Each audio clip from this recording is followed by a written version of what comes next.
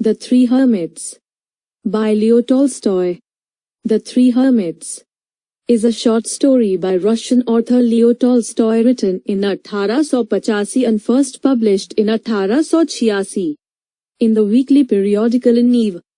The title refers to its three central characters, unnamed simple monks living on a remote island in a life of prayer and contemplation for the salvation of their souls. शीर्षक अपने तीन केंद्रीय पात्रों को संदर्भित करता है, प्रार्थना और चिंतन के जीवन में एक दूरस्थ द्वीप पर रहने वाले अनाम साधारण भिक्षुओं, उनकी आत्माओं के उद्धार के लिए। Tolstoy explores the nature of prayer by contrasting the simple, faithful but unknowing prayer of the illiterate hermits with the formal, doctrinal prayer of the educated bishop who is critical of the hermit's practice. Tolstoy ने शिक्षित bishop की औपचारिक, सैद्धांतिक प्रार्थना के साथ अनपढ़ hermits की सरल, वफादार लेकिन अनजान प्रार्थना के विपरीत प्रार्थना की खोज की है, जो कि भजन के अभ्यास की आलोचनात्मक है। Plot summary: A bishop and several pilgrims are traveling on a fishing boat from Archangel to the Solovetsky monastery. During the voyage, the bishop overhears a discussion about a remote island nearby their course, where three old hermits live a Spartan existence focused on seeking salvation for their souls. Inquiring about the hermits, the bishop finds that several of the fishermen claim to have seen the hermits once. एक bishop और कई तीर्थयात्री महादूत से सोलोवेत्स्क मठ तक मछली पकड़ने की नाव पर यात्रा कर रहे हैं। यात्रा के दौरान बिशप एक दूरस्थ द्वीप के बारे में एक चर्चा की देखरेख करता है। उनके पाठ्यक्रम के पास, जहां तीन पुराने साधु एक स्पार्टन अस्तित्व जीते हैं जो अपनी आत्माओं के लिए मोक्ष की तलाश करने पर केंद्रित है। हर्मिट्स के बारे में पूछताछ करते हुए बिशप को पता चलता है कि मछुआरों में से कई ने एक बार हर्मिट्स को देखा है। The bishop then informs the captain that he wishes to visit the island. The captain seeks to dissuade him by saying, "The old men are not worth your pains. I have heard say that they are foolish old fellows, who understand nothing, and never speak a word." The bishop insists and the captain steers the ship toward the island. The bishop subsequently sets off in a rowboat to visit. He is met ashore by the three hermits. Bishop तब कप्तान को सूचित करता है कि वह द्वीप की यात्रा करना चाहता है। कप्तान उसे यह कहकर विचलित करने की कोशिश करता है, बूढ़े आदमी आपके दर्द के लायक नहीं हैं। मैंने सुना है कि वह मूर्ख पुराने साथी हैं जो कुछ भी नहीं समझते हैं और कभी भी एक शब्द नहीं बोलते हैं। बिशप जोर देकर कहते हैं और कप्तान जहाज को द्वीप की ओर ले जाता है। बिशप बाद में यात्रा करने के लिए एक रोबोट में बंद हो गया। वह तीन हर्मिट्स द्वारा तट पर मिले हैं। The bishop informs the hermits that he has heard of them and of their search for salvation. He inquires how they are seeking salvation and serving God. But the hermits say they do not know how. Only that they pray, simply, "Three are ye, three are we, have mercy upon us." Bishop hermits को सूचित करता है कि उन्होंने उनके बारे में सुना है और उनकी मुक्ति की खोज के बारे में सुना है। वह पूछताछ करता है कि वे कैसे मोक्ष की तलाश कर रहे हैं और भगवान की सेवा कर रहे हैं। लेकिन साधु कहते हैं कि वे नहीं जानते कि कैसे, केवल वे प्रार्थना करते हैं। बस तीन हो, तीन हम हैं, हम पर दया करें।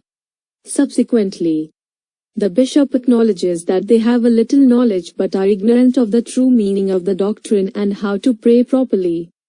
He tells them that he will teach them, not a way of my own, but the way in which God in the Holy Scriptures has commanded all men to pray to him, and proceeds to explain the doctrines of the Incarnation and the Trinity. इसके बाद bishop स्वीकार करता है कि उनके पास थोड़ा ज्ञान है, लेकिन सिद्धांत के सही अर्थ से अनभिज्ञ हैं और ठीक से प्रार्थना कैसे करें। वह उन्हें बताता है कि वह उन्हें मेरा अपना रास्ता नहीं सिखाएगा, लेकिन जिस तरह से पवित्र शास्त्रों में भगवान ने सभी पुरुषों को प्रार्थना करने की आज्ञा दी है और अवतार और ट्रिनिटी के सिद्धांतों की व्याख्या करने के लिए आगे बढ़ता है, he attempts to teach them the Lord's Prayer, the Our Father. But the simple hermits blunder and cannot remember the words. This compels the bishop to repeat the lesson late into the night.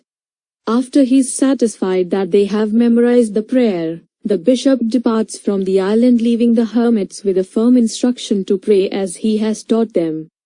The bishop then returns to the fisherman's vessel anchored offshore in the rowboat and continues his voyage. वह उन्हें भगवान की प्रार्थना हमारा पिता सिखाने का प्रयास करता है, लेकिन साधारण हर्मिट्स गलती करते हैं और शब्दों को याद नहीं कर सकते हैं। यह बिशप को देर रात में सबक दोहराने के लिए मजबूर करता है। वह संतुष्ट होने के बाद कि उन्होंने प्रार्थना को याद किया है, बिशप द्वीप से रवाना होकर प्रार्थना करने के लिए एक दृढ़ निर्देश के साथ हेमिट्स छोड़ देता है क्योंकि उसने उन्हें सिखाया है। बिशप फिर मछुआरे के जहाज को रोबोट में लंगर डाले हुए अपतटीय में लौटता है और अपनी यात्रा जारी रखता है। While on board, the bishop notices that their vessel is being followed.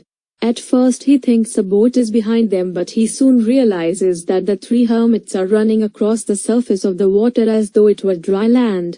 The hermits catch up to the vessel as the captain stops the boat, and inform the bishop, "We have forgotten your teaching, servant of God." Board पर रहते हुए bishop ने notice किया कि उनके pot का पालन किया जा रहा है। सबसे पहले वह सोचता है कि एक नाव उनके पीछे है, लेकिन वह जल्द ही महसूस करता है कि तीन हेरमिट पानी की सतह पर चल रहे हैं जैसे कि यह सूखी भूमि थी। कप्तान नाव को रोकता है और बिशप को सूचित करते हुए, "हम आपके शिक्षण भगवान के नौकर को भूल गए हैं." As long as we kept repeating it we remembered, but when we stopped saying it for a time, a word dropped out, and now it has all gone to pieces. We can remember nothing of it. Teach us again. The bishop is humbled and replies to the hermits, "Your own prayer will reach the Lord, men of God. It is not for me to teach you. Pray for us sinners." After this the hermits turn around and walked back to their island.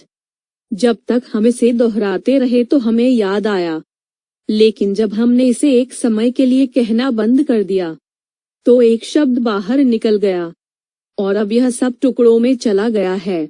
हम इसके बारे में कुछ भी याद नहीं कर सकते। हमें फिर से सिखाओ।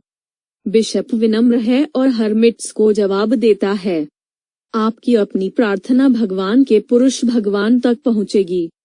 मेरे लिए आपको सिखाना नहीं है। हमारे पापियों के लिए प्रार्थना करें।" इसके बाद हर्मिट्स घूमते हैं और अपने द्वीप पर वापस चले गए।